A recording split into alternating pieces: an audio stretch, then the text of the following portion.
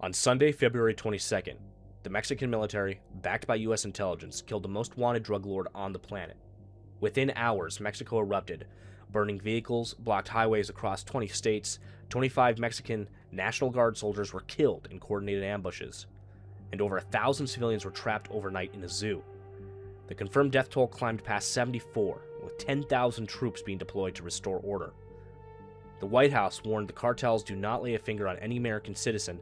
Meanwhile, Mexico's president declared the country calm, but 4 days later, sporadic violence continued, and the intelligence community is now warning that the worst may still be ahead.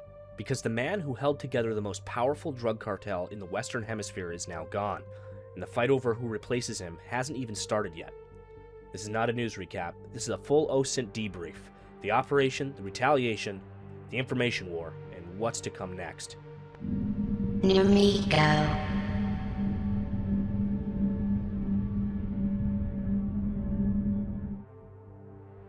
You're watching Nemico Network. If you're new here, we break down open source intelligence on the stories that matter. Subscribe and hit the notification bell, because if you think this is over, the intelligence says otherwise. Before we get into what happened, you need to understand who this man was and why his death has torn Mexico apart.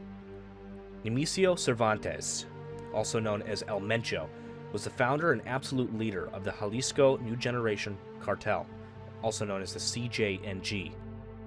Born in 1966 in Michoacan, he was a former police officer and avocado farmer who was convicted in California in 1994 for conspiracy to distribute heroin. After serving 3 years in a U.S. prison, he returned to Mexico and climbed the ranks of the Molino Cartel before co-founding the CJNG around 2009. Under his leadership, the CJNG became arguably the most powerful criminal organization in Mexico, and one of the 5 most dangerous in the world according to U.S. authorities. The cartel operates in every single one of Mexico's 32 states to some degree, and has a presence in all 50 U.S. states. According to the DEA, it operates in more than 40 countries, though France 24 reports U.S. authorities now estimate its reach extends up to 100 countries across the Americas, Europe, Asia, and Africa. It is the primary trafficker of fentanyl, methamphetamine, and cocaine in the United States, with direct supply chains to chemical precursor manufacturers in China arriving through the strategic Pacific ports of Manzanillo and Lázaro Cárdenas. Its estimated annual revenue is upwards of $8 billion for cocaine and $4.6 billion for methamphetamine. And CJNG wasn't just a drug operation. Under El Mencho, the cartel diversified into fuel theft, extortion, human trafficking, illegal mining, migrant smuggling, and timeshare scams targeting elderly Americans. Just 3 days before the operation on February 19th, the U.S. Treasury Department sanctioned a CJNG timeshare fraud network that had stolen hundreds of millions of dollars from American seniors. The cartel built a paramilitary wing with armored vehicles they call, quote, monsters, explosive-carrying drones, and rocket-propelled grenades. It used AI and hired engineers and specialists. In 2015, it shot down a Mexican military helicopter with an RPG, killing 9 soldiers. In 2020, it attempted to assassinate Mexico City's police chief, Omar Garcia Harfuch, with grenades and high-powered rifles. That same man who survived that attack is now Mexico's security secretary, and he's the one who approved the operation that killed El Mencho.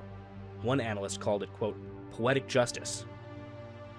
CJNG operated on a franchise model.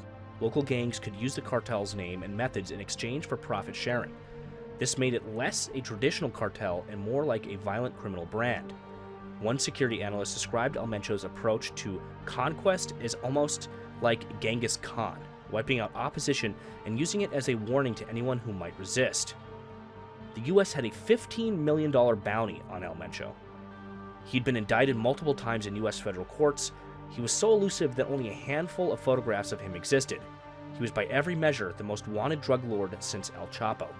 And on Sunday, February 22nd, he was killed.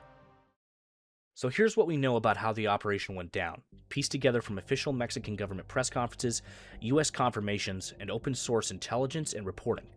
There's significantly more operational detail now than there was 48 hours ago. The U.S. intelligence contribution came through the Joint Interagency Task Force Counter Cartel, or JITC-CC, operating under NORTHCOM. The task force senior director, Brigadier General Mauricio Calabrese, confirmed the U.S. had mapped CJNG presence and provided intelligence on cartel movements.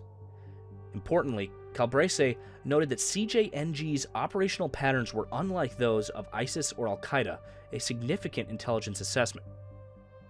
The breakthrough came on Thursday, February 20th. Military intelligence had been tracking a trusted associate connected to a romantic partner of El Mencho. And here's a key personal detail that has since emerged. El Mencho had actually separated from his wife, Rosalinda, back in 2018 and was involved with a different woman. That relationship became his vulnerability.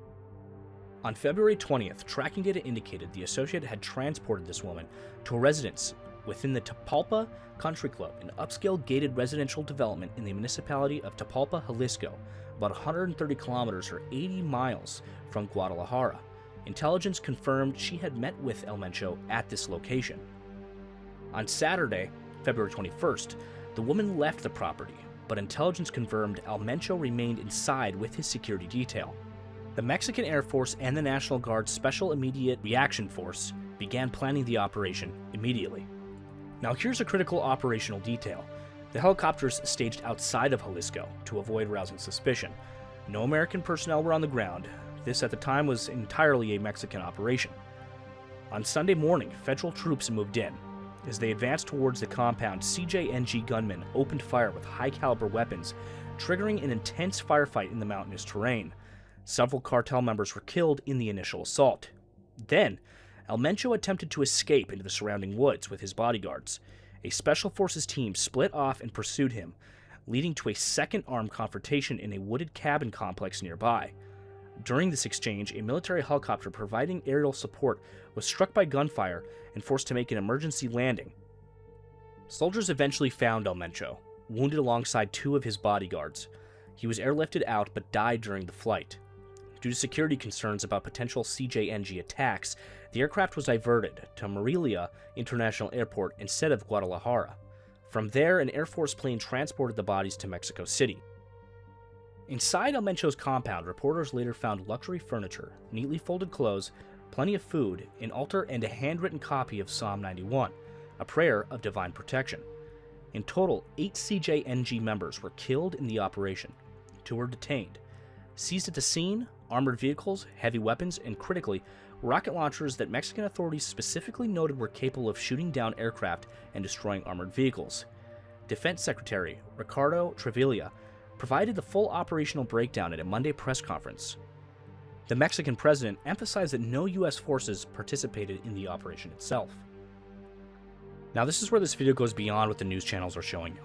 We've mapped the retaliatory violence using open source social media posts, official government statements, journalist reports, and OSINT tracking to build the most complete picture of what actually happened across Mexico. First, the immediate response, Sunday, February 22nd. Within hours of the operation, CJNG activated what can only be described as a pre-planned contingency protocol. Cartel members hijacked cargo trucks, buses, and private vehicles, set them ablaze, and used them to block highways, a tactic known in Mexico as narco bloqueos, but the scale was unlike anything seen before. By Sunday evening, Mexican authorities had reported 252 roadblocks across 20 of Mexico's 32 states. That is not spontaneous rage, that is a coordinated paramilitary action across an entire country. Now here's our state-by-state breakdown, starting with Jalisco, the epicenter. In Guadalajara, Mexico's second largest city with over 5 million people and a 2026 World Cup host city, was essentially shut down. Governor Pablo Navarro activated a code-red state of emergency, shutting down all public transportation, meaning buses, metro systems, urban rail, all of it was suspended, and schools were also canceled. In Puerto Vallarta, fires were visible from beachfront hotels, American tourists were stranded, no Ubers, no taxis, flights were canceled by Southwest, Alaska, Delta, United, Air Canada, WestJet, Porter, and others. Witnesses reported execution-style killings on the road to Puerto Vallarta's airport. A Costco was set ablaze, a prison in Jalisco was attacked in a hail of gunfire, and at least 23 inmates escaped. In Guanajuato, over 70 attacks were reported across 23 municipalities. 60 arson attacks and 50 branches of the state-run bank were damaged. Over 200 OXXO convenience stores were hit as well. In Michoacan, armed clashes between CJNG gunmen and soldiers were reported. Residents in the town of Aguilia reported multiple prolonged gunfights. 4 cartel suspects were killed by security forces. Additional violence was reported in at least 20 other towns and cities in that region. In Reynosa, on the Texas border, roads to the airport and international bridges were also blocked. In Mexico City, Mayor Clara Brugada convened an emergency security cabinet session and deployed 5,000 agents to guard Mexico City International Airport.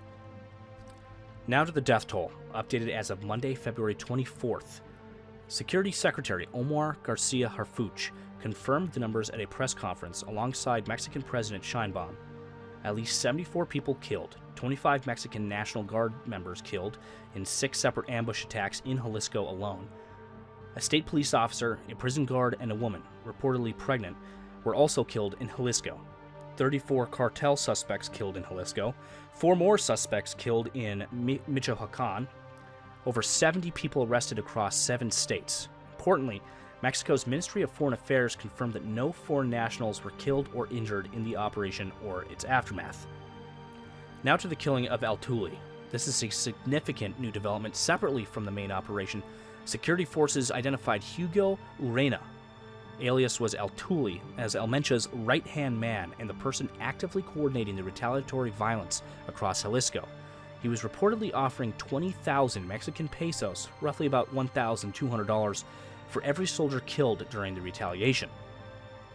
An aerial mobile unit of the Mexican National Guard's Special Immediate Reaction Force attempted to apprehend him at El Grullo, Jalisco. El Tuli attempted to flee in a vehicle and opened fire on military personnel. Security forces returned fire, killing him. They seized over 7.2 million pesos, around $965,000 in U.S. currency, weapons, and his escaped vehicle. All assets were turned over to the Attorney General for financial tracing. The elimination of both El Mencho and his top operational coordinator within hours of each other represents a devastating blow to the CJNG's command structure. Now, as for the CJNG information war, and here's something critical from an OSINT perspective, something most news coverage has missed, CJNG didn't just respond with physical violence. They launched a coordinated online propaganda campaign to exaggerate the scale of the attacks. According to Reuters and Mexican authorities, widely shared misinformation include false reports that Guadalajara International Airport had been taken over by assassins and fabricated images showing smoke billowing from a church and multiple buildings in Puerto Vallarta. The Mexican embassy to the U.S. actively debunked rumors of attacks on civilians at Guadalajara Airport and claims of U.S. tourists being held hostage. Multiple viral images were confirmed as AI-generated fakes. Security experts quoted by Reuters assessed that CJNG was deliberately trying to shift the narrative, making Sunday look like a government failure rather than a successful military operation. As one expert put it, quote, Sunday was a good day for Mexican security forces, but organized crime has been successful in shifting the narrative away from the raid to chaos. That is information warfare layered on top of kinetic violence, and it's something to watch going forward. Now, by Monday, all 252 roadblocks had been cleared. An additional 2,500 troops were deployed specifically to Jalisco, with 10,000 total deployed across 20 states across Mexico. Public transportation began partially resuming in Guadalajara by Monday afternoon. However, Monday night, the violence continued. Arson attacks and narco blockades hit Guadalajara and other parts of Jalisco. Early Tuesday, the newspaper Reforma reported multiple confrontations, narco blockades, and vehicles set on fire in the municipalities of Toynaya and Cihuatlan, and also Atlan and Tecolatan and San Juan de los Lagos. Notably, Atlan is considered a strategic point for CJNG. El Mencho's brother, Abraham, was arrested there back in 2024. On Tuesday, Governor Pablo Lemus officially lifted the code red alert that he had put in place previously. Business, government offices, and public transportation reopened. Flights resumed from both Puerto Vallarta and Guadalajara, though some delays lingered due to crew availability issues.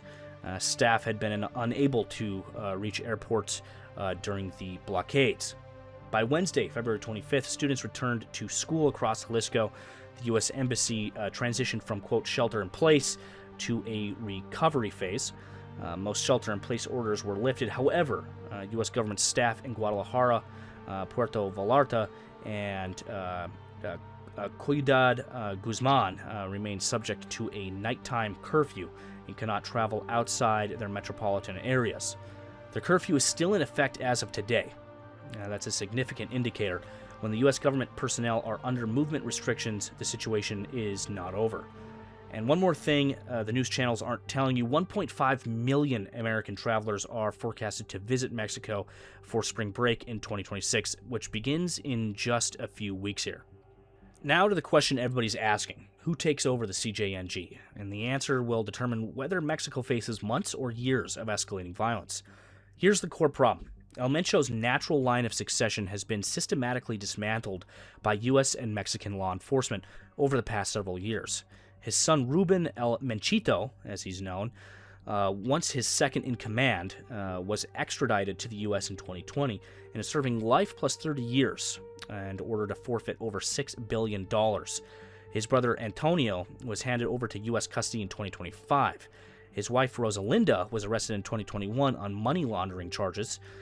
His co-founders, Eric, also known as L85, is in U.S. custody. Multiple brothers-in-law arrested and extradited. Basically, the dynasty is broken here. And here's a critical new detail that's emerged since Sunday. It turns out that El Mencho's influence in the cartel had actually came significantly through his marriage to Rosalinda, who was deeply involved in drug trafficking operations herself, but he'd separated from her back in 2018. On top of that, rumors that El Mencho was seriously ill had been circulated for years, and those rumors had already started causing defections. 4 years ago, a splinter faction called the Mezcales in the state of Colima declared that they were breaking away from CJNG because they believed El Mencho had died. That triggered weeks of gang violence. Mexico City-based security expert David Saucedo said flatly that Jalisco cartel's line of succession had been broken. So who steps in? Saucedo says 4 CJNG commanders may be vying for supremacy and, quote, may enter a succession war to define control of the cartel, though a negotiated transition is also possible. Intelligence analysts are watching 5 key figures. The first one being Juan Carlos Gonzalez, also known as L03, or L03, also known as El Pilon, El Mencho's stepson. The U.S. Director of National Intelligence identified him as the, quote, de facto second in command. He commands the CJNG's paramilitary wing, the elite armed unit of the CJNG cartel. The U.S. has a $5 million bounty on him currently. He's described as a tactical military operator, not a political negotiator. His strength is the ability to mobilize lethal force, but Saucedo says, quote, he still lacks influence among other cartel commanders. That's a critical weakness in a succession fight. Number 2 on the list is Gonzalo Gaitan. I'm not sure if I'm pronouncing that correctly. His nickname is El Sapo. He's the boss of the Puerto Vallarta Plaza. The U.S. Treasury identifies him as a senior CJNG member. Critically, Mexico's Attorney General office says he has the explicit backing of El Mencho's family. He's a recruiter and organizational operator, the kind of person who manages people, not territory. If he takes over the CJNG, would look more like a corporate operation, less spectacular violence, and more stable, most likely. Number 3 on the list is Diaz Silva, also known as El Jardino. Again, I'm not sure if I'm pronouncing that one correctly. Who controls key territory across Jalisco, Michoacan, and Nayarit. The most powerful CJNG leader who is not part of the Asaguera or Vallecina families. Territorial boss who could push for regional autonomy rather than centralized control. And then number 4 on the list, you have Ricardo Ruiz Jalisco, also known as El Doble R, I'm pretty sure that's how you pronounce that, who's an operational commander representing administrative continuity. And then last but not least, number 5 on the list is Harlicio Martinez, also known as Tiulaco, connected to CJNG's broader financial structures and external networks. The analysis from multiple security consultants converges on one assessment. El Mencho was not just the boss, he was the internal arbiter. He resolved disputes, authorized expansion, and set limits on violence. Without that central authority, CJNG faces its greatest organizational test. The cartel was built around one man's personal authority, and without him, it must find a new principle for cohesion. The worst-case scenario here, as one analyst at the International Crisis Group put it, if no single leader consolidates control, you could see 4, 5, or 6 commanders carving out criminal fiefdoms.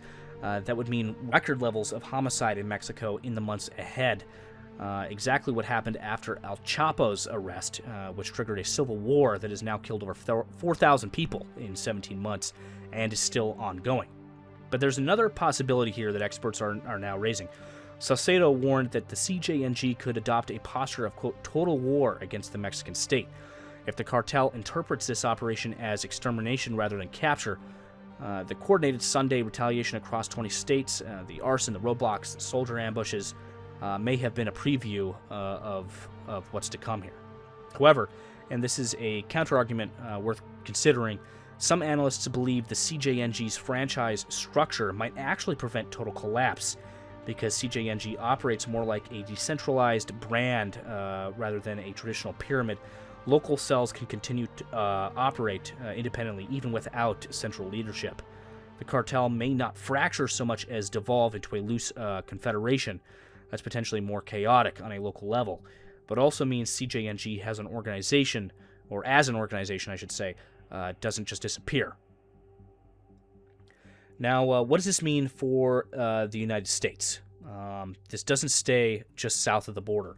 The immediate impact here is the U.S. State Department issued a shelter-in-place advisory for Americans across multiple Mexican states, including Jalisco and Michoacan, Guerrero, Nuevo Leon, and quite a few others. Baja California is worth mentioning as well. Quite a few there, again, all being issued shelter-in-place orders. 24/7 crisis hotline fielded hundreds of calls. The U.S. Embassy staff across the country were directed to shelter in place and work remotely. Similar warnings were issued by Canada, the UK, France, Australia, New Zealand, and Indonesia. Also, the White House response has escalated on Tuesday. Press Secretary Caroline Leavitt told Fox and Friends that the White House warns cartels, quote, not to lay a finger on any American citizen. She confirmed the U.S. was unaware of any reports of Americans being hurt, kidnapped, or killed in Mexico. However, on Monday, Trump posted, quote, Mexico must step up their effort on cartels and drugs. In the political dimension here, the Trump administration designated CJNG as a foreign terrorist organization in February of 2025 and has declared a, quote, non-international armed conflict with drug cartels. If post-El Mencho violence spirals further, the political pressure for direct U.S. military involvement in Mexico will intensify dramatically. As for the drug supply chain, a fractured CJNG doesn't mean less fentanyl, it could mean more chaos. Rival groups, including the already fractured Sinaloa cartel and the rising Guasave cartel, will move to fill the vacuum here that's been left behind. Analysts warn this instability could also push more migrants toward the U.S. border as civilians flee violence. And then as for kind of the domino effect here in Latin America, and this is an angle that almost nobody is covering, CNN reports that El Mencho's death could trigger a domino effect across Latin America. In Ecuador, the Sinaloa cartel's operational arm, the Llaneros gang, may move to reconfigure territories and seize CJNG port access. In Colombia, the FARC dissidents and other armed groups that sold drugs to the CJNG may face renegotiated terms or lose their buyers entirely. power vacuum doesn't stop at Mexico's borders. The CJNG had contacts in over 40 countries, as we stated earlier in this report. Now, to the question about the World Cup. Guadalajara, the city that was just shut down by cartel violence for 2 days, is scheduled to host 4 World Cup matches this June, including Mexico versus South Korea on June 18th and Uruguay versus Spain on the 26th of June. 13 total World Cup matches are scheduled in Mexico, including the opening game on June 11th. Mexico versus South Africa at the Estadio Azteca in Mexico City. Authorities expect around 3 million visitors at this event alone. Here's where it gets even more immediate. Estadio Akron is set to host World Cup playoff matches on March 26th, so coming up here pretty quick. That will go through the 28th, less than a month from now, featuring New Caledonia, Jamaica, and the Democratic Republic of Congo competing for a spot in the tournament. And the reaction from the international football has been telling. FIFA President Gianna Infantino, sorry, not pronouncing that correctly, speaking from Colombia on Tuesday night, said he has complete confidence in Mexico and called himself, quote, very reassured. But not everyone is buying it here. The president of the Jamaican Football Federation said the March 26th match in Guadalajara, quote, is making me very nervous, to be honest. And that he's listening for instructions on, quote, whether they are playing the games or whether they are immediately looking for other options. Portugal's Football Federation cast doubt on whether their team would play a scheduled March 29th friendly in Mexico City, saying they were closely monitoring the delicate situation, and 4 Liga MX domestic league matches were postponed on Sunday during the violence. On the other hand, on Wednesday night, Mexico beat Iceland 4-0 in a friendly in Querétaro, and before the match, a minute of silence was held in honor of the soldiers who died during the operation. That match going ahead was itself a statement by the Mexican government. The security implications of an ongoing cartel power struggle here during a global sporting event cannot be overstated. Analysts say a massive security deployment is likely. One security expert noted that the operation was partially motivated by not being able to have CJNG challenge state authority with the World Cup months away. Analyst comment for this report. First, the political picture here. A national poll released today found that 7 out of 10 Mexicans view the operation favorably. About 88% of Mexicans were aware of El Mencho's killing, a staggering level of media penetration here. And 48% said their opinion of President Sheinbaum improved as a result of this operation. That matters because it means the government has political cover to continue aggressive operations within the country. This is being framed in Mexico as a victory. But let me challenge that narrative for a second here, because what we witnessed over the past 4 days is a textbook example of what security analysts call, quote, the kingpin strategy problem. You decapitate the leadership without dismantling the infrastructure, and the result is not peace. It's usually more violence. It's a power vacuum that fills with blood. This isn't speculation. It's a pattern we've seen play out repeatedly in the past. Consider the scale of what we're talking about here. The CJNG is estimated to have more than 30,000 members. According to France 24, U.S. authorities estimate its presence in up to 100 countries. This is not like a street gang here. This is a transnational paramilitary enterprise.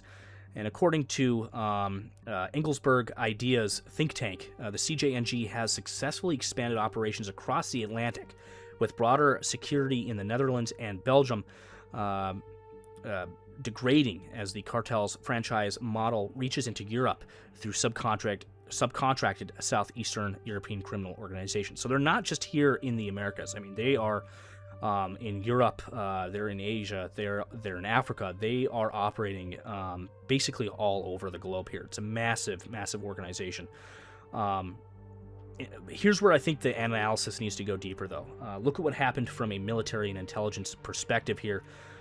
Because the operation itself was exceptional, tracking El Mencho through a romantic partner's associate, staging helicopters outside of Jalisco to avoid tipping him off, the speed of execution once the window opened.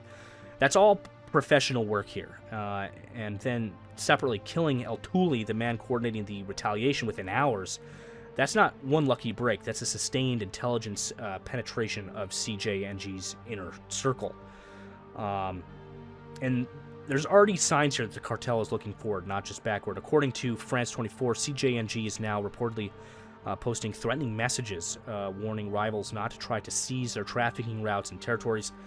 They're not warning, they're staking claim here. That's a signal that whatever leadership structure emerges, it intends to project strength. There's definitely a possibility here for increased violence, possibly severe ramp up of violence here in the coming weeks. So here's what I'm watching for in the next 1 to 4 weeks, give or take. First, does CJNG coalesce around El Pelon, El Mencho's stepson? If so, the immediate violence may stabilize into a new, possibly more militarized version of the cartel. If not, fragmentation and multi-front warfare. As human rights lawyer Jamina Reyes put it, quote, strategic routes, laboratories, and territories are at stake here.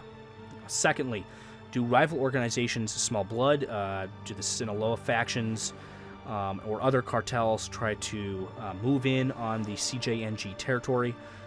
They're all watching to see if CJNG is weakened enough to move against. Global Guardian's assessment was blunt, saying CJNG's killing of El Mencho will severely weaken their operations in Michoacan, and rivals like Cartel es Unidos, sorry if I'm not pronouncing that correctly there, may finally be able to drive the CJNG out. So again, we're looking at a possibility here of some pretty big turf wars in Mexico over some of these territories and assets here, again, in the coming weeks. Third is the Trump administration's next move here. That's a big one. This operation demonstrated that U.S. intelligence can pinpoint cartel leaders. If the violence gets worse, expect renewed debate over U.S. direct military action on Mexican soil, something Mexico has fiercely resisted. The scale of the retaliation will likely revive debate around treating cartels through military action within Mexico. Again, something to keep in mind here. We have the strikes in South America on cartel boats smuggling drugs. It's been happening almost all year here. We just a few weeks ago there, we had the airspace closed in Texas and New Mexico due to a possible incursion by a cartel drone that I believe later turned out to be a balloon that was struck down there in Texas. So again, there's been a lot of tension with the U.S. government surrounding U.S. cartel operations here. So I think that's a contributing factor.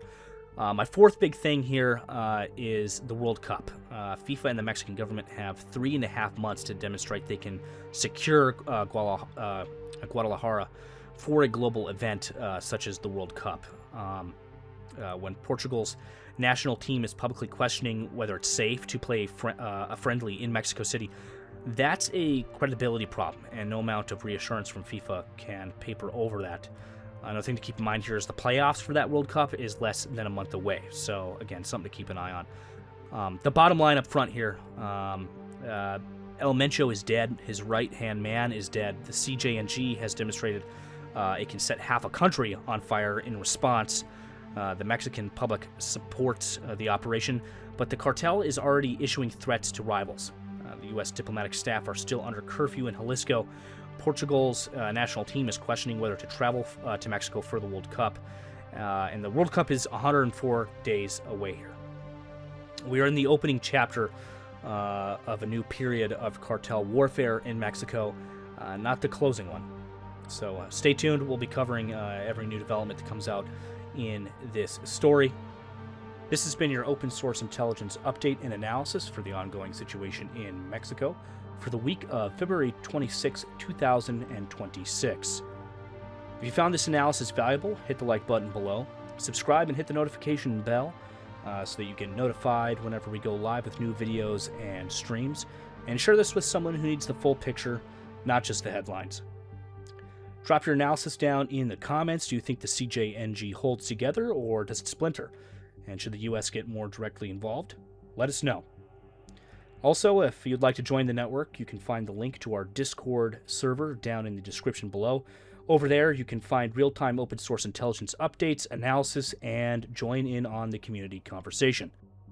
Also, you can now follow us on X at x.com/Nemico Network. Over there, you can get 24/7 real-time open source intelligence updates aggregated from multiple open source intelligence sources from around the web. As always, stay informed, stay sharp. You're watching Nemico Network. Nemico.